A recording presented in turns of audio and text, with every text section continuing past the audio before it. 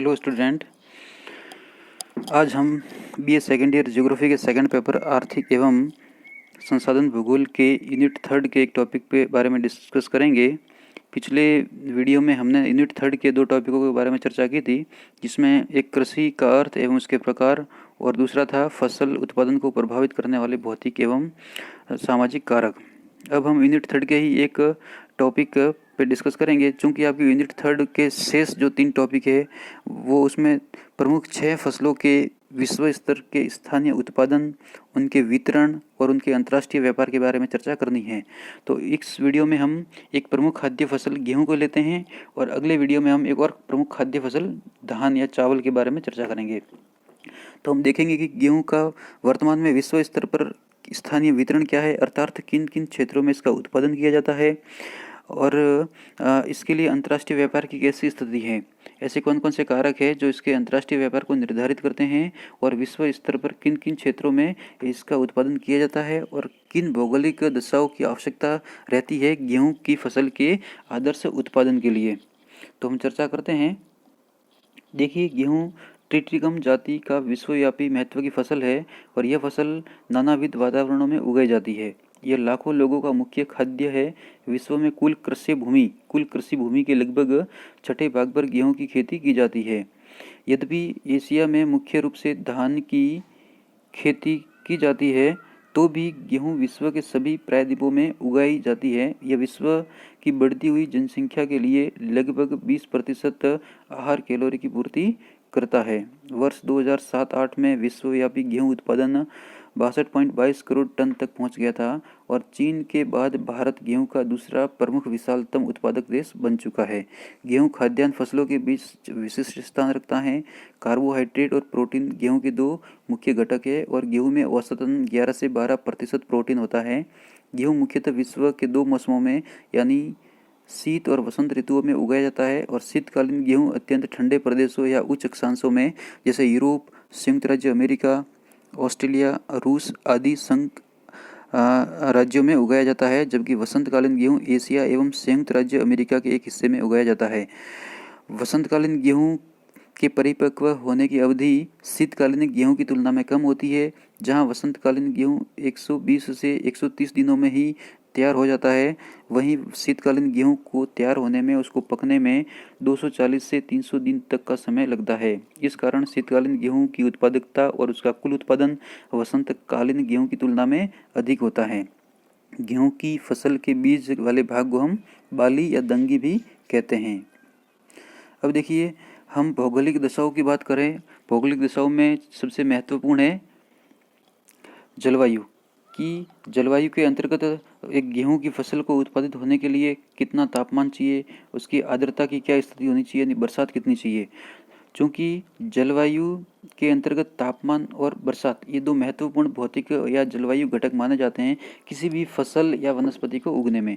तो टेम्परेचर की बात करें तो चूँकि गेहूं की फसल बोने से लगाकर उसके तैयार होने के मध्य लगभग 10 से 12 डिग्री सेंटीग्रेड औसत तापमान का वेरिएशन चाहिए।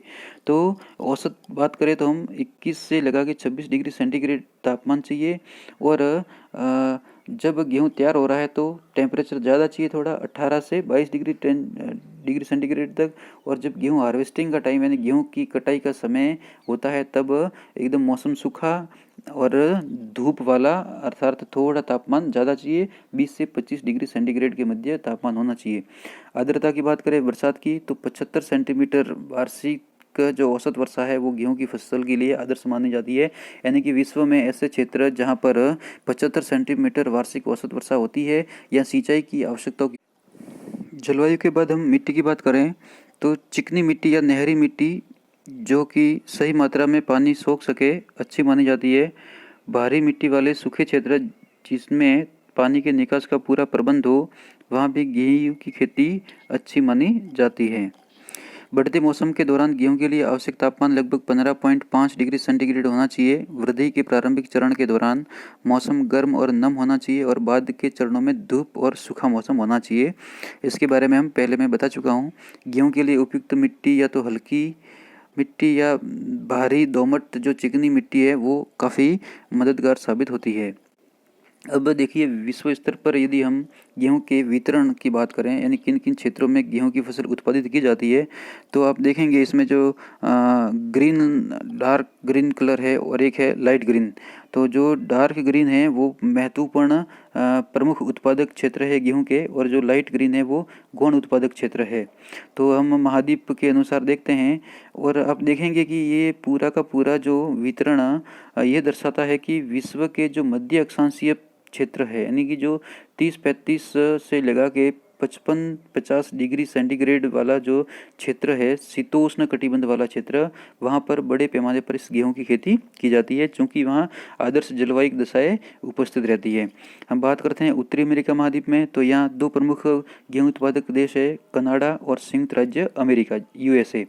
चूँकि यहाँ पर स्थानीय शीतोष्ण कटिबंधीय घास के मैदान, जिनको यहाँ पर प्रेरीज के नाम से जाना जाता है, इस प्रेरीज के वृहद मैदानों में, शीतोष्णकटिबंधीय घास के मैदानों में बड़े पैमाने पर वाणिज्यिक स्तर की विस्तृत खेती की जाती है और गेहूं का उत्पादन किया जाता है। और इस कनाडा और यूएसए दोनों ही क्षेत्रों में वसंतकालीन और शीतकालीन दोनों प्रकार की मौसमों में गेहूं उत्पादित किया जाता है।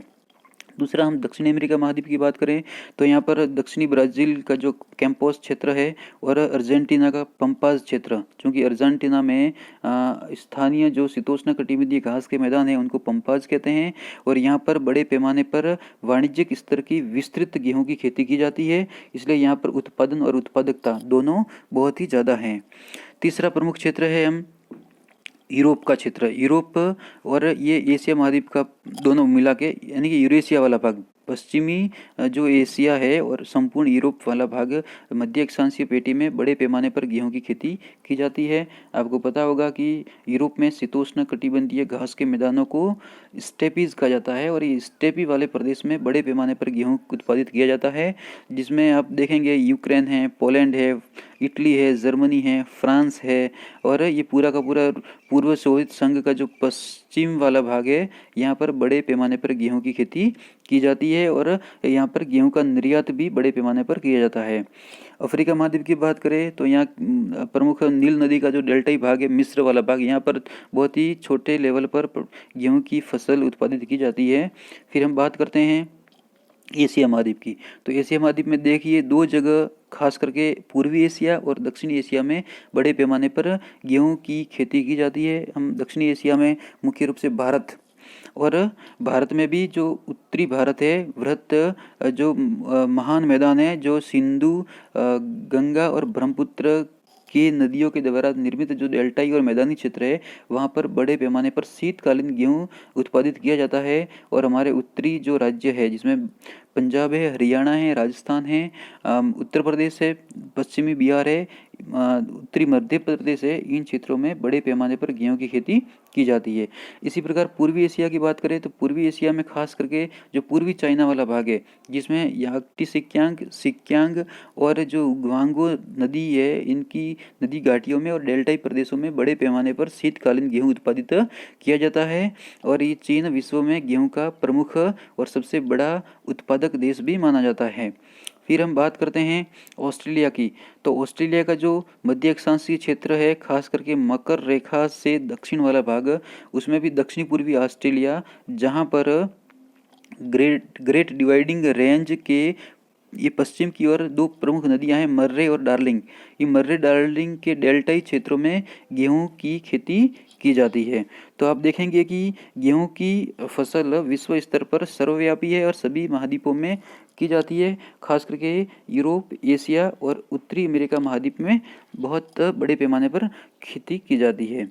फिर हम बात करते हैं गेहूं के प्रमुख उत्पादक देशों की, तो मैं पूर्व में बता चुका हूं, फिर भी यहाँ देखिए चीन है, भारत है, संयुक्त राज्य अमेरिका है, फ्रांस है, रूस है, ऑस्ट्रेलिया है, कनाडा, पाकिस्तान, जर्मनी, तुर्की, Ukraine, Iran, Kazakhstan, United Kingdom और अर्जेंटीना, ये प्रमुख गेहूं के उत्पादक देश है, और विभिन्न वर्षों में इनका जो मिलियन मेट्रिक टन उत्पादन यहाँ पर दर्शाया गया है।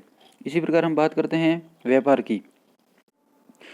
अब हम गेहूं के अंतर्राष्ट्रीय व्यापार की बात करते हैं, तो विश्व स्तर पर गेहूं और गेहूं से बने उत्पादों के आयात और निर्यात में ये विभिन्न देशों को तालिका के माध्यम से समझाया गया है। तो प्रमुख जो गेहूं के निर्यातक देश है वो ज़्यादातर आप देखेंगे शीतोष्णकटिबंधीय क्षेत्रों में उपस्थित देश होंगे, जहां पर गेहूं का बड़े पैमाने पर वाणिज्यिक स्तर पर विस्तृत उत्पादन किया जाता है। तो उसमें यूरोपीय संघ है, रूस है, कनाडा है, संयुक्त राज्य अमेरिका है, ऑस्ट्रेलिया है, यूक्रेन है, अर्जेंटीना है, कजाकिस्तान है, तुर्की और मैक्सिको ये प्रमुख निर्यातक देश है। और विश्व में जो खाद्य आवश्यकताओं की पूर्ति के लिए गेहूं पर निर्भर रहते हैं उनको ये बड़े पैमाने पर निर्यात करते हैं। इसी प्रकार गेहूं के आयातक देशों की बात करें तो मुख्य रूप से अफ्रीका महाद्वीप का जो मिस्र देश है, इजिप्ट, इंडोनेशिया है, अल्जीरिया है, तुर्की है, यूरोपीय संघ है, ब्राज़ील है, जापान, ईरान, मैक्सिको और नाइजीरिया ये प्रमुख गेहूं के आयातक देश है।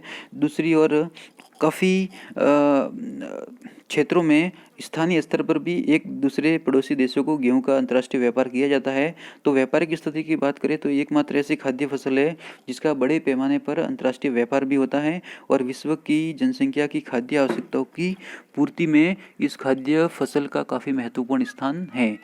अगले वीडियो में हम देखेंगे एक और प्रमुख खाद्य फसल चावल, और उस चावल का अध्ययन हम उसके स्थानिक वितरण, उत्पादन, उसके अंतर्राष्ट्रीय व्यापार की स्थितियों के बारे में हम विस्तार से चर्चा करेंगे। धन्यवाद।